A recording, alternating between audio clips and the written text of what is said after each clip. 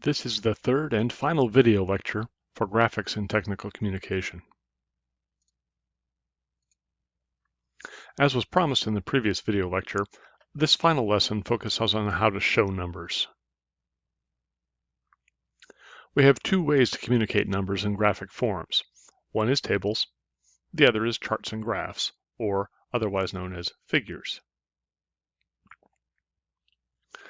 In general, tables are better for precisely comparing multiple items.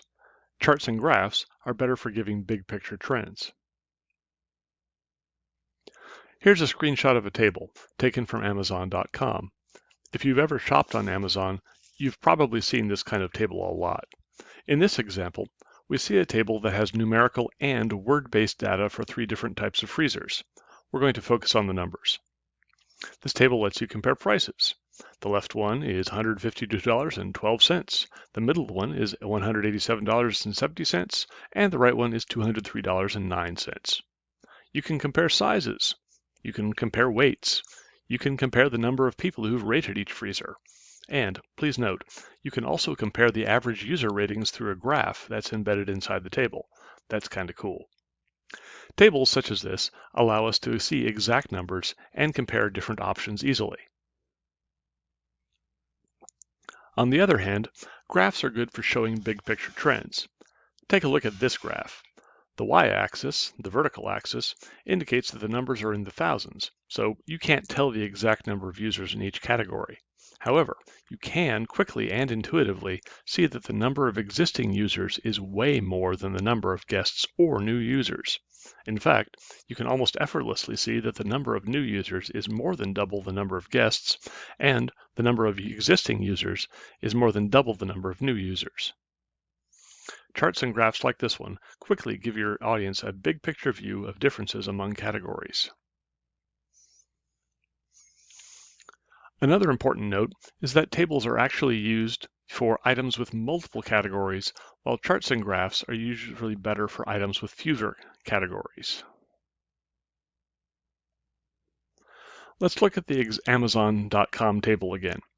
It has multiple categories.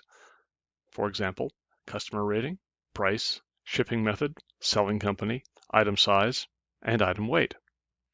Tables allow us to compare things in terms of multiple categories or dimensions in a very organized manner. In contrast, this graph has only one category, the number of purchases. Thus, as we see here, graphs are better for giving information on a few things in a quick and intuitive way. To summarize, tables are better for precise comparison of things. Tables show exact and precise numbers. Tables can also handle multiple categories in a very organized manner. Charts deal with fewer things, but they can give us an overview of differences in a quick and easy way. Now, let's talk about some basic rules for formatting tables and charts. Since the example table in your textbook is a little bit complicated, I'm going to give this example of a simple table first so that you can get the big picture idea. After that, we'll look at the example from your textbook. This particular table shows ice cream preferences. As your textbook says to do, the table has a descriptive title that's located at the table's top. In the table itself, we see column headings in green and row headings in orange. When you're setting up a table, use the row headings to show different options or categories. Use the column headings to show something about those options or categories. In this example, the row headings show the types of ice cream flavors, and the column headings show people's opinions about those flavors. By the way, please ignore the field heading. It's an artifact of the program that was used to generate the example, and it should have either been deleted or changed to flavor. In the table data, we can look across and see how people feel about each flavor. For example, we see that 9 people dislike pistachio ice cream, 13 are neutral about it, and 4 like it. This table is about as simple as it gets. The most complex thing about it is that you will need to remember to mention the table in the document's text.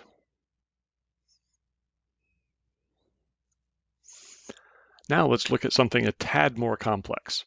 Here's the example from your textbook. The basic structure is the same. You still have row headings and column headings. In this case, the rows are years, and the columns contain data about energy production during those years. In this table, though, one major column heading has 3 subheadings. Specifically, percent production is subdivided into coal, petroleum, and natural gas. Other than that, there's really no significant difference between this table and the one about ice cream flavors. This same basic pattern applies for almost all tables. If you ever get confused when designing a table, come back to a simple table and expand it from there. Here's another table. It's not particularly sophisticated either, but it does have one feature that the other examples didn't. It has a label up top, Table 1. Here's a rule for you. If you have multiple tables in a document, always include a label that says Table blank atop every table, and number the tables in the sequence they appear. Tables and figures, a figure is anything that's not a table, they get numbered separately. Thus, your document can have Figure 1, Figure 2, Table 1, Table 2, and Figure 3 in that same order. Also, please note that you can either put the label and title on the same line, or, as in this example, split them. Then, when you refer to each table in the document's text, you can refer to it as Table X, whatever that number may be, as opposed to writing out the full table title. Let's compare that rule to the rule for labeling figures. Remember that figures are any graphical elements that are not tables. While table titles appear at the top of a table, the title for a chart, graph, or any other graphic is usually located at the figure's bottom. Also, just as with tables, if you have multiple figures in your document, give a number to each figure. In this example, the chart is labeled Figure 1.7. That's because this figure is the 7th one in Chapter 1 of a large document. The first figure in Chapter 2 would have the label Figure 2.1. All in all, tables are better for precise comparison of items with multiple categories. The table label and title both appear at the top. Charts or graphs, figures in other words, are better for showing big picture trends of items with fewer categories. The figure label and title appear at the bottom. This is the end of the short lessons on graphics. We hope you enjoyed them and have found them useful for your writing.